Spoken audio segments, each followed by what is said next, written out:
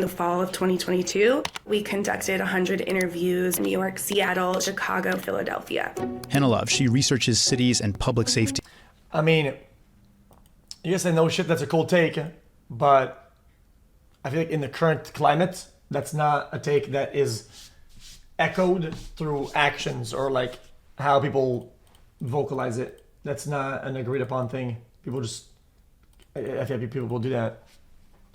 People say, oh yeah, I agree. Terrorism never good. And then people will justify, oh, except for this one. Well, except for this. Well, except for that. Then you're just that's just terrorist mindset. Sorry. 2022, we conducted 100 interviews in New York, Seattle, Chicago, Philadelphia. Hannah Love, she researches cities and public safety at the Brookings Institution. What we overwhelmingly heard from folks was fear of crime in downtown business districts. It was 2 years into the pandemic, and in the middle of what felt like an explosion of American crime. Spiking on the streets of cities across the country. Grapple with crime has increased. Nationwide spike in violent crime. In the U.S. is rising. Homicides increased by 36%. But since then, the story has gotten a little more confusing. Interesting. We saw a video that goes against these. It is different, by the way. The news says that crime is going down. But other times, Crime is turning cities into war zones. FBI is underreporting. Random acts of violence. 2/3 of Americans say crime in the U.S. is a very or extremely serious problem. And more than 3/4 of us say that there's more crime than a year ago. So, which is it? Crime up or crime down? And if it is down, what exactly do most Americans actually think is happening with crime?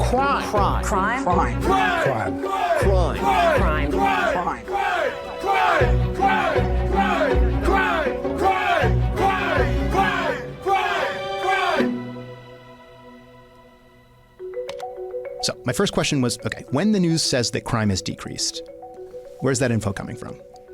I asked my colleague Abdullah. My name is Abdullah Fayyad. I'm a policy correspondent at Vox. The two areas that we get our crime statistics from are the FBI crime database. Law enforcement agencies around the country voluntarily report their crime data. The other is the National Crime Victimization Survey, which is administered by the federal government and asks people directly whether or not they have been victims of a crime. And both of these sources have their own limitations. The survey usually talks to around 250,000 people, which is both a lot of people and only about 0.07% of the country. And the FBI's data is by nature only made up of crimes that get reported to police. Whoa. That's actually a big reason. Say that again. That's important. Only about 0.07%, 250,000 people, which is both a lot of limitations. The survey usually talks to around 250,000 people, which is both a lot of people and only about 0.07% of the country. And the FBI's data is by nature only made up of crimes that get reported to police. Okay. That's actually a big reason the FBI's data on homicide is one of the most widely studied and cited crime statistics, because murder is almost always reported. Now, right now this chart ends in 2019. Add 2020, and we see murder spike. There is a reason why people feel like crime is going up, because crime was going up. But experts we talked to also recommended putting that spike into context of the way that things were before this, what sociologists and criminologists refer to as the great crime decline of the 90s. I don't think I give a shit. And if you extend the chart in the other direction too, all the way to 2023. Ask somebody, how do you feel about crime being up? Oh yeah, whatever, because 20 years ago, things were pretty bad. Who the fuck thinks like that, motherfucker? People have a timestamp or a snapshot of the zone they currently live in and how things feel. Nobody goes like, oh, how things feel right now? Well, 20 years ago, well, yeah, just stop it. That 2020 spike starts to look temporary. It's now falling. Not yet to where it was before the pandemic, but down. So that's homicide, but we can also look at the FBI's broader violent crime rate over that same period of time, which also looks like it's falling. The national property crime rate is a similar story. This doesn't mean that all crime is going down everywhere, but it does mean it's down in most places. And yet, 77% of us say the opposite is true. So let's look closer at that. The polling organization Gallup has actually been asking Americans this question for about 35 years, and their data on how people have answered it over that time gives us a clue on how to interpret it. Because it turns out, with the exception of like 2 years, a majority of Americans have always said that crime is higher than it was last year. What we're seeing is a consistent fear about crime, despite the fact that over the same period of time, crime had been steadily on the decline. And it's also worth taking a similar look at this chart from earlier, where 2/3 of Americans say crime is a very or extremely serious problem in the US. We can also chart that over time and see that it is also a pretty consistent belief. But Gallup also asked another version of that question. How serious a problem is crime in your area? And only a small minority of Americans typically say that crime where they live is a very or extremely serious problem. In other words, the vast majority of Americans feel safe, but there's this kind of abstract perception of crime is out of control. Crime is out of control. But not where I am, but somewhere. Okay. That somewhere was partly the subject of Hannah's research interviews, many of which, remember, were about a specific fear in a specific place. The fear of random acts of violence downtown. Violent crime downtown, in the parts of cities where people go to work. Hannah and her team found that interesting because they also did a geographic analysis of where in cities crime was happening. When we crunched the data, we found that there was a significant mismatch in perception and reality of crime, particularly as it pertains to where crime occurs. In Chicago, for example, they found that most of the increase in gun deaths in 2020 happened in disadvantaged neighborhoods on the west, south, and southwest sides, and barely at all in the dense downtown loop area. In New York, they found that in the busiest parts of the city, violent crime only increased about 2% from 2019 to 2022 compared to an 8% increase in the rest of the city. Downtowns were not driving any sort of citywide increases in crime, even though people felt as though they were. So even when violent crime was higher, it wasn't high where people thought it was high. But why did people think that? Well, is that invalid though? Is that invalid to think that, like, dude, that's not too far away, or that's kind of scary though? It's kind of scary. Things kind of sometimes like radiate away from its source position. Like, I think that's perfectly fine to be scared of that. Hold on to that thought because slight tone change. This video is sponsored by BetterHelp. The US election wrong? is just a few months away. To get 10% off your first month. All right, so we were looking at this data that showed us that while people thought urban downtowns were really dangerous, they actually weren't. Now, one reason people thought that might have been media coverage. Crime continues to concentrate within neighborhoods where it's always been bad, but community or everyday gun violence often doesn't make the headlines as much as something that would happen in a wealthier or more tourist-based district. 2 violent attacks in Times Square. 2 separate stabbings in Center City. 4 robberies that have happened downtown. But Hannah found that the people she talked to weren't just seeing stuff on TV. They were also reacting to something they were seeing in person. When we were doing our interviews, people often conflated crime and unsheltered homelessness within the same breath. One thing that has changed a bit since the pandemic is in who you see on the streets in these downtown neighborhoods.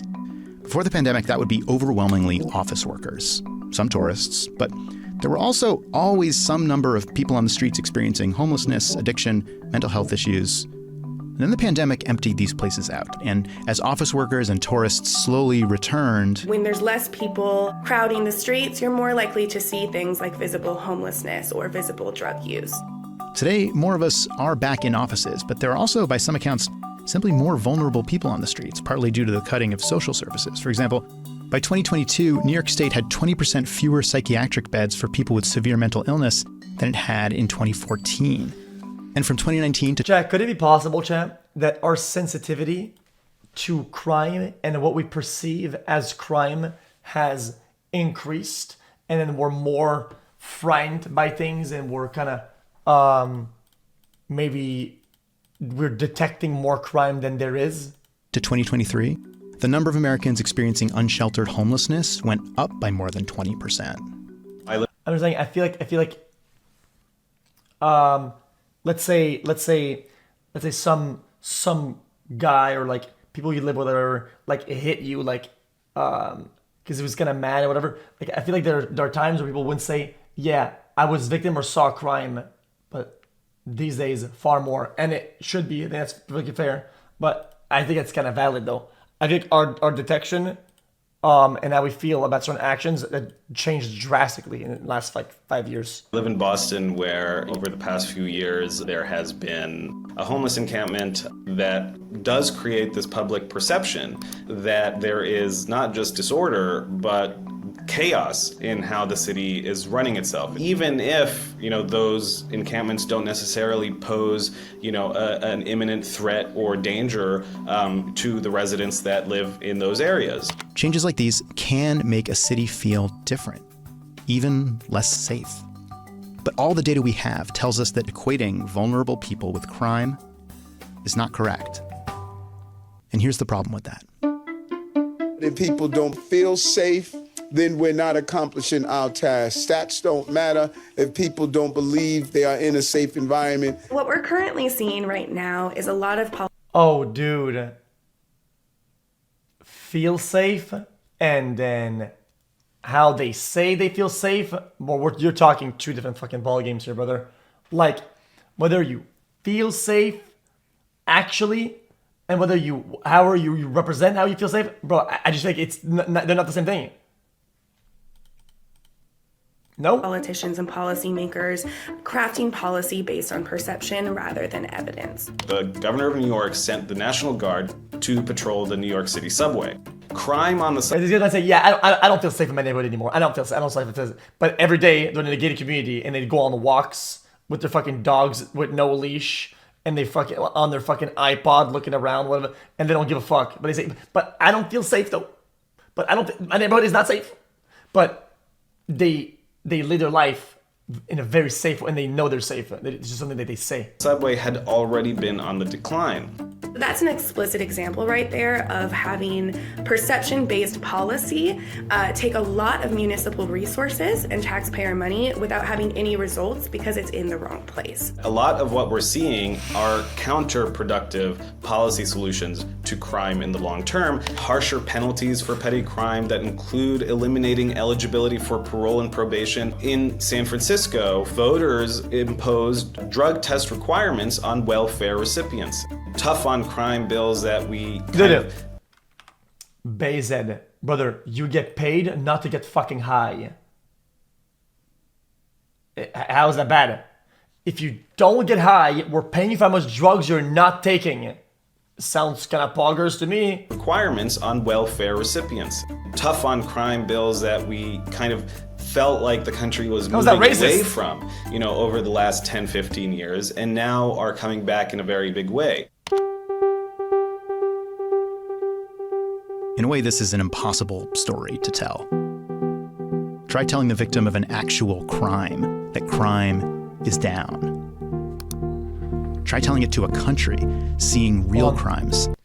Alors, ça va bien? Ça va bien, toi?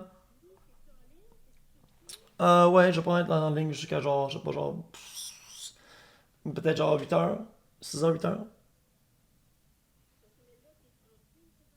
Oui.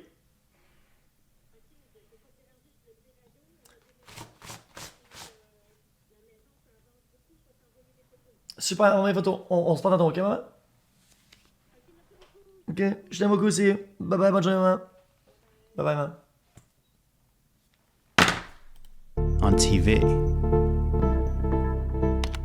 Last time I'll show you this chart, and I want you to tell me which of the following two clips fits it better. Last year, the murder rate saw the sharpest decrease in history. Violent crime fell to one of its lowest levels in more than 50 years. The defund the police Democrats have turned our once great cities into cesspools of bloodshed and crime. In April 2024, an ABC News poll found that voters trust Donald Trump over Joe Biden on crime and safety by a margin. I think this is another people that can understand what he's saying, right? I think the problem with Joe Biden is when he speaks, he's kind of like me. He's kind of like me. We don't know what the fuck he's saying. Fits it I think that's better. I think that has a decent amount of validity. Jack, come on. There's at least a little bit. Crime fell to one of its lowest levels in more than 50 years. The defund the police Democrats have Cat, charisma is really important, okay? It plays a massive role in whether people are listening or not. Then with Donald Trump, brother, you can say whatever you want about all political parties. I have no dog in that. I don't give a fuck, okay? Donald Trump speaks so, like, simple every average Joe understands. Bro says here that they love me. I do this. Don't do that. Joe Biden says, like, dude. Turned our once great cities into cesspools of bloodshed and crime. In April 2024, That matters an ABC to News the poll listener. found that voters trust Donald Trump over Joe Biden on crime and safety by a margin of 8 percentage points. I was honestly surprised it wasn't more than that. Imagine that the homicide rate kept falling like this, and that by 2025 or 20... You should always care about crime. I don't give a fuck. You should always fight crime and want to do better. It's not because things are good that things need to be stagnant. Always do better. Always fight crime. Make people feel safer. Remove crime from the fucking streets. It's not that fucking hard. 26, you saw it get to its lowest in decades.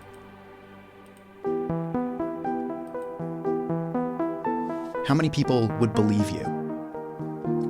Chat, I might not be able to stream anymore, chat, because listen, I bought some black makeup. I bought some suits I'm not gonna talk about. If you don't see me live anymore, chat, okay? And crime rate goes down, you know why. You know why.